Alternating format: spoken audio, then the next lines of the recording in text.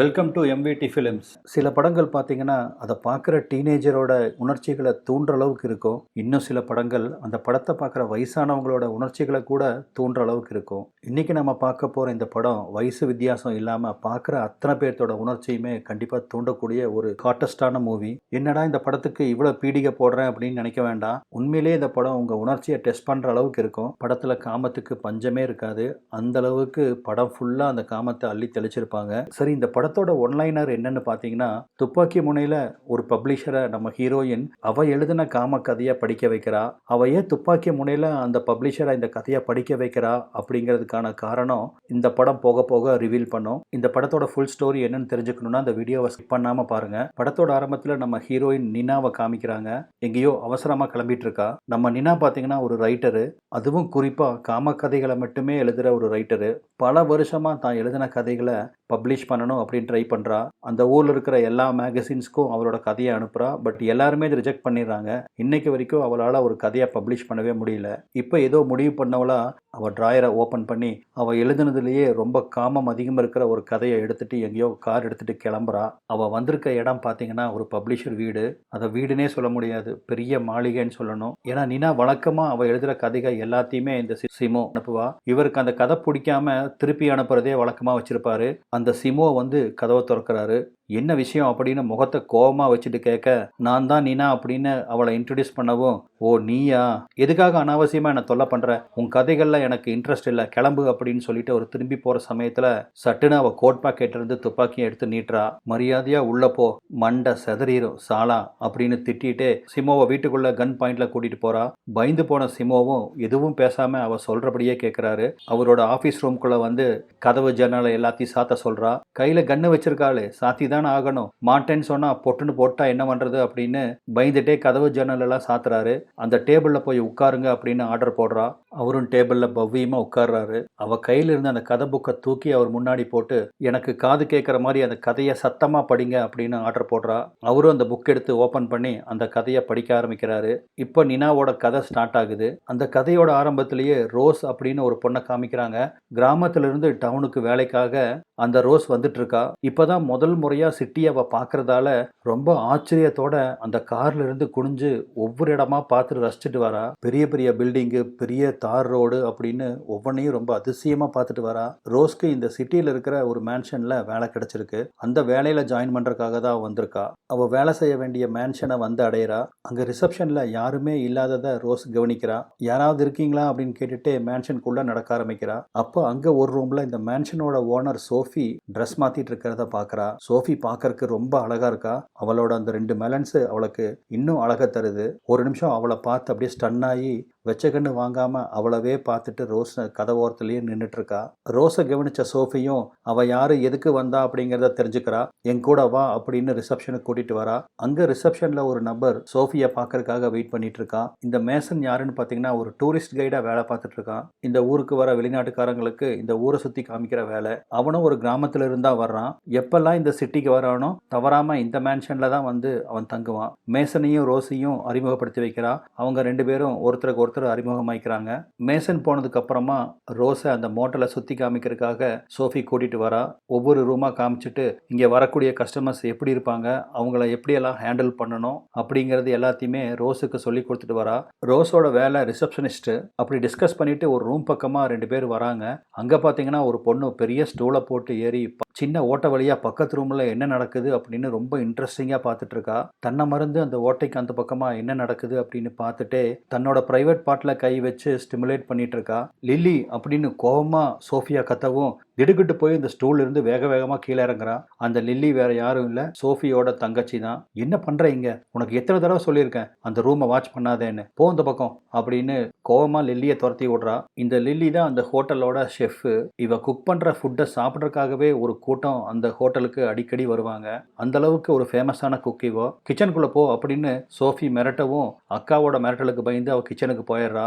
ஏன் லில்லியை திட்டுறீங்க? அவ என்ன தப்பு பண்ணா அப்படின்னு ரோஸ் கேட்கவும், இங்க வா உனக்கு ஒரு ஸ்பெஷல் ஐட்டம் காமிக்கிறேன் அப்படின்னு அந்த ஸ்டூல்ல ஏறுறாங்க.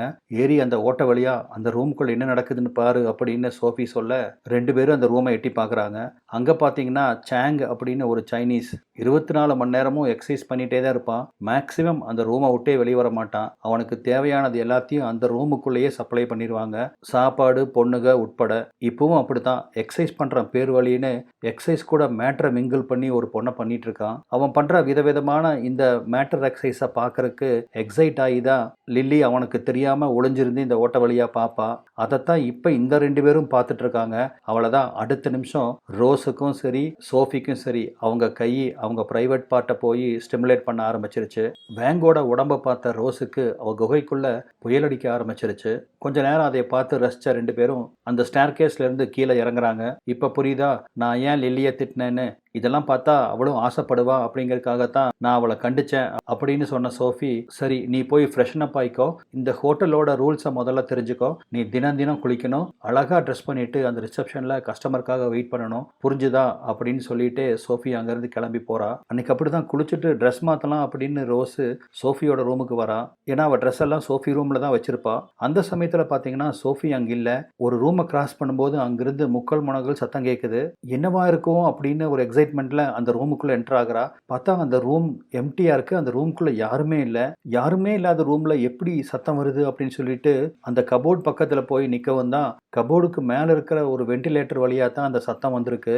அப்படின்னா அதுதான் சாங்கோட ரூமா இருக்கணும் அப்படின்னு அவளோட உடம்புக்குள்ள ஒரு பரபரப்பு தொத்திக்குது. ஏன்னா அங்கிருந்து வர்ற அந்த முக்கல் முனகல் சத்தம் அப்படி. அங்க என்ன நடக்குது அப்படின்னு இப்ப அவளுக்கு பார்த்தே ஆகணும். வேக வேகமா ஒரு சேர் எடுத்து போட்டு அந்த கபோர்ட் மேல ஏறுறா. கபோர்ட் மேல ஏறினவ அந்த வென்டிலேட்டர் வழியா எட்டி பார்க்க ஒரு நிமிஷம் ஸ்டன் ஆயிடுறா.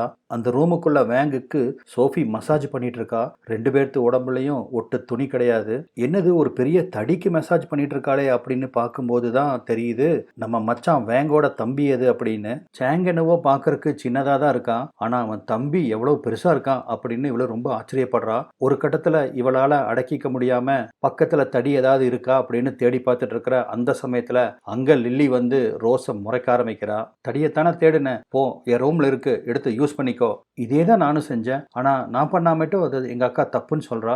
ஆமா என்னால முடியல, ரொம்ப பசிக்குது அப்படின்னு ரோஸ் எதோ சொல்லி சமாளிக்கிறா. சரி என் பின்னாடி வா அப்படின்னு சொல்லிட்டு ரோஸை லில்லி கிச்சன் கூட்டிட்டு போறா. அவ சமைச்ச சாப்பாட்டை எல்லாத்தையும் ரோஸுக்கு பரிமாறுறா.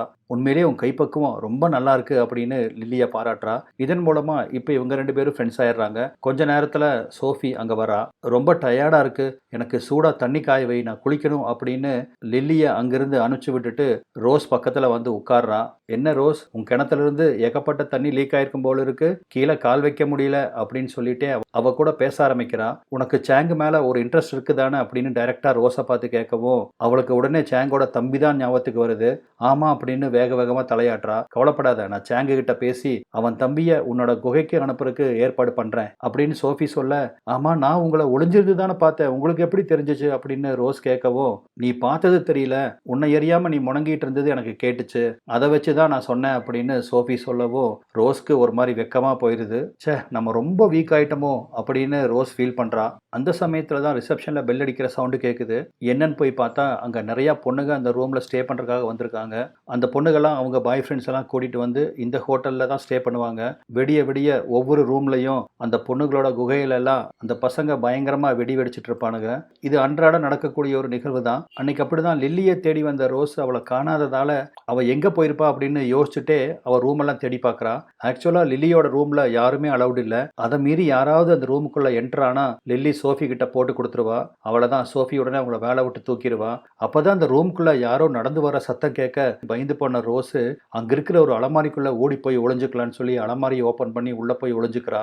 பார்த்தா அது ஒரு அலமாரியே இல்ல, ஒரு சீக்ரெட் ரூமுக்கான வழி. இதை பார்த்து ஆச்சரியப்பட்ட ரோஸ் அந்த சீக்ரெட் வழி எங்க போகுது அப்படின்னு அது வழியா உள்ள வந்து பாக்குறா. அது வேற ஒரு ரூமுக்கு வருது. அந்த ரூம் வேற யாரோடதும் இல்ல, அந்த கைடு மேசனோட ரூமு. அடப்பாவி, லில்லிக்கும் மேசனுக்கும் இப்படி ஒரு கனெக்ஷன் ஓடிட்டு இருக்கா, இதைத்தான் இவ்வளவு ரகசியமா வச்சிட்டு இருக்காங்களா அப்படின்னு அவன் நினைச்சிட்டு இருந்த சமயத்துல இப்ப இந்த ரூமுக்குள்ள யாரோ வர ஓடி போய் கட்டிலுக்கடியே ஒளிஞ்சுக்கிறா. அங்க ஒரு ஆணும் பெண்ணும் வராங்க. வந்தவன் அவசர அவசரமா அந்த பெண்ணோட ட்ரெஸ்ஸை கழட்டி அவளை நிர்வாணமாக்குறான். அதே போல அந்த பொண்ணும் அவனோட ட்ரெஸ்ஸை கழட்டுறா. 2 பேரும் கொஞ்சமும் தாமதிக்காம அந்த பெட்ல ஏறி குதிச்சு அவ்வளவுதான் அந்த பொண்ணை அவன் பயங்கரமா பேங் பண்ண ஆரம்பிக்கிறான். அந்த பொண்ணு முணங்குற முணங்கல்ல ரோஸோட உடம்பே அப்படியே சூடாகுது. திரும்பவும் தன் கையே தனக்கு உதவி அப்படின்னு தனக்கு உதவி செஞ்சுக்கிறா. ஒரு வழியா அவங்க 2 பேரும் அவங்க வேட்டையை முடிச்சுட்டு எந்திரிச்சு போக கட்லக்கடியை படுத்திருந்த ரோஸு எந்திரிச்சு வெளியே வரா. அவ உடம்பெல்லாம் வேர்த்து பூத்திருக்கு. இப்ப அந்த சீன் கட்டாகி துப்பாக்கி முனையில அந்த கதையை படிச்சுட்டு இருக்க சிமோவை காமிக்கிறாங்க. அந்த ஆளுக்கு ஒரு ஃபோன் அடிக்குது. ஃபோனை அட்டன் பண்ணலாம் அப்படின்னு கையை கொண்டு வராரு. ஆனா நினா அவனை ஃபோன் எடுக்க விட மாட்டேங்கிறா. கதையை முழுசா படி அப்படின்னு அவனை மிரட்டுறா. இந்த பாதி கதையை படிச்சதுக்கே சிமோவுக்கு உடம்பெல்லாம் வேர்த்துருச்சு. கர்ச்சீஃபால தன்னை தொடச்சி எடுத்துட்டு நினாவையே வச்சகன்னு வாங்காம பார்க்கறான். அப்புறம் அவன் செக் புக் எடுத்து ஒரு பெரிய அமௌண்ட்டுக்கு செக் போட்டு நினாவுக்கு கொடுக்குறான். உன் கதையை நான் வாங்கிக்கிறேன் அப்படின்னு சொல்றான். அந்த செக்கை வாங்கி பேக்கெட்ல வச்ச நினா திரும்பவும் அவனை நோக்கி கண்ணை நீட்டுறா. அந்த கதையை படிச்சு முடி அப்படின்னு சொல்லவும், உனக்கு தேவையான பணத்தை கொடுத்தாச்சு, நீ கிளம்பு, நான் வெளியே போக வேண்டிய வேலை இருக்கு அப்படின்னு சிமோ எந்திரிக்க ட்ரை பண்ண.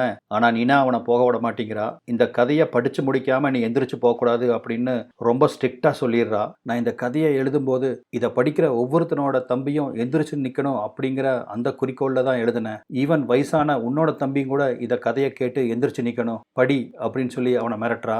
அவன் நோக்கத்தை புரிஞ்சுக்கிட்ட சிமோவும் இப்போ அந்த கதையை தொடர ஆரம்பிக்கிறான். இப்போ திரும்பவும் அந்த ஹோட்டலை காமிக்கிறாங்க. அன்னைக்கு நைட்டு ஒரு ஸ்பெஷல் டின்னர் சோஃபி அரேஞ்ச் பண்ணியிருக்கா. அந்த ஊரில் இருக்கிற மேயர், கவர்னர் இவங்க 2 பேரும் வந்திருக்காங்க. கூடவே அந்த சேங்கும் உட்கார்ந்துருக்கான். வழக்கம் போல லில்லி அவங்களுக்கெல்லாம் பரிமாறிட்டு இருக்கா. சாப்பிட்டவங்க எல்லாம் லில்லிய ஏக மனதுக்கு பாராட்டுறாங்க. சோஃபி எல்லாத்தையும் பெருமையோட பார்த்துட்டு இருக்கா. அப்பா அங்க வந்த ரோஸை நீயும் போய் உட்காரு அப்படின்னு சொல்ல ரோஸும் போய் உட்கார்றா. அவ உட்கார்றது யார் பக்கத்துலன்னு பார்த்தீங்கன்னா சேங்கு பக்கத்துல. அவன் பக்கத்துல உட்கார்றோம் அப்படின்னு தெரிஞ்சதுக்கே ரோஸுக்கு உடம்பெல்லாம் புல்லரிக்குது. எல்லாரும் சாப்பிட்டுட்டு இருக்க அந்த சமயத்துல சேங் ரோஸோட கையை பிடிக்கிறான். அப்படியே அவ கையை கொண்டு வந்து அவன் தம்பி மேல வச்சு அப்படியே அந்த தம்பியை இறுக்கமா நீவி கொடுக்க சொல்றான். அவளும் பிடிப்பா பாருங்க, ஒரு உடும்பு புடி. ஒரு நிமிஷம் சேங்கே செலுத்துக்குவான். அந்த அளவுக்கு வெறித்தனமா அவன் தம்பியோட மண்டையை பிடிச்சே ஆட்டுவா. சேங்கால முடியாம பயங்கரமா முணங்க ஆரம்பிச்சிருவான். இதையெல்லாம் வந்து அந்த விருந்தாளிகள் பார்க்குறாங்க. ஆனா அங்க நடக்கிறத ரசிச்சுட்டு எதுவும் பேசாம அமைதியா இருந்துடுறாங்க. நிலைமை கைமீறி போயிரும் அப்படின்னு யோசிச்ச சோஃபி டக்குன்னு அந்த ரூமோட கரண்ட்டை ஆஃப் பண்றா. இருட்டுக்குள்ள சில நிமிஷம் என்ன நடக்குதுன்னே தெரியல. வெறும் முனங்கல் சத்தங்கள் மட்டும்தான் கேட்குது.